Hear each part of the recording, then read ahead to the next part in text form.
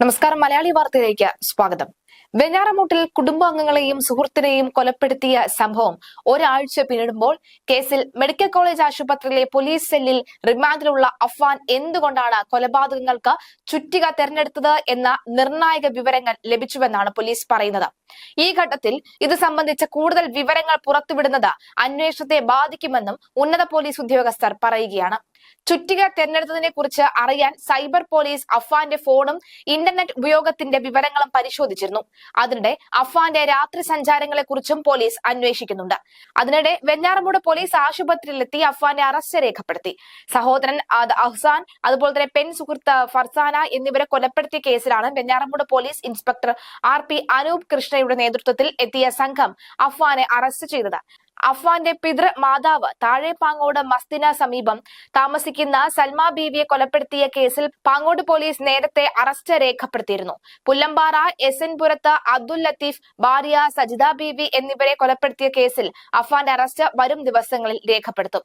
ആശുപത്രി നിരീക്ഷണം കഴിഞ്ഞാൽ ഉടൻ അഫ്വാനെ ജയിലിലേക്ക് മാറ്റും. തുടർന്ന് വെഞ്ഞാറമൂട് പോലീസ് ആദ്യം കസ്റ്റഡിയിൽ വാങ്ങി തെളിവെടുപ്പ് നടത്താനാണ് തീരുമാനം എന്നാണ് വിവരം.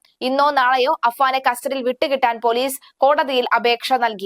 അഫ്വാൻ, മാതാവ് ഷെമി എന്നിവർ സംഭവം നടന്നതിന്റെ തലേന്ന് 50,000 രൂപ വായ്പ ലഭിക്കുന്നതിന് വേണ്ടി വിവിധ സ്ഥലങ്ങളിലുള്ളവരെ സന്ദർശിച്ചതായി പോലീസിന് വിവരം ലഭിച്ചു. ഇതിന്റെ ഭാഗമായാണ് ഇരുവരും തട്ടത്തുമലയിലെ ബന്ധുവീട്ടിൽ എത്തിയത്. തട്ടത്തുമലയിൽ താമസിക്കുന്ന ബന്ധുവിന്റെ ചെറുമകളുടെ കൈവശം സ്വർണ്ണാഭരണം ഉണ്ടായിരുന്നത് ലക്ഷ്യമിട്ടാണ് ഇരുവരും വായ്പ വാങ്ങാൻ എത്തിയത് എന്നുമാണ് സംശയിക്കുന്നത്. എന്നാൽ സ്വർണമോ പണമോ ലഭിച്ചതുമില്ല. മാതാവിനൊപ്പം തട്ടത്തുമലയിലെത്തിയ അഫ്വാൻ വീട്ടുകാർ ക്ഷണിച്ചിട്ടും വീടിനുള്ളിലേക്ക് കയറിയതുമില്ല.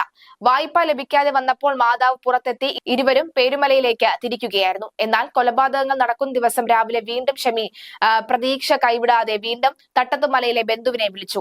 അപ്പോഴും കൈവശം പണമില്ല എന്ന മറുപടിയാണ് നൽകിയത് എന്നും പോലീസിനോട് ബന്ധു പറഞ്ഞു.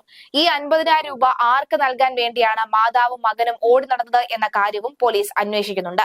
അഫ്വാൻ പാങ്ങോടെത്തി കൊല നടത്തിയതിനു ശേഷം സ്വർണ്ണമാലയുമായി വെഞ്ഞാറമൂടെത്തി പണയം വെച്ച് പണം വാങ്ങി.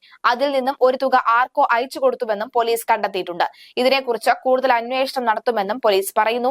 കുടുംബത്തിന് കടബാധ്യത ഇല്ല എന്ന പിതാവ് അബ്ദുൾ റഹീം പറഞ്ഞെങ്കിലും പോലീസ് കടബാധ്യത സ്ഥിരീകരിച്ചിട്ടുണ്ട്. അഫ്വാന്റെയും അമ്മ ഷെമിയുടെയും ജീവിതശൈലിയാണ് കടം പെരുകാൻ കാരണമെന്നും വിലയിരുത്തലുണ്ട്.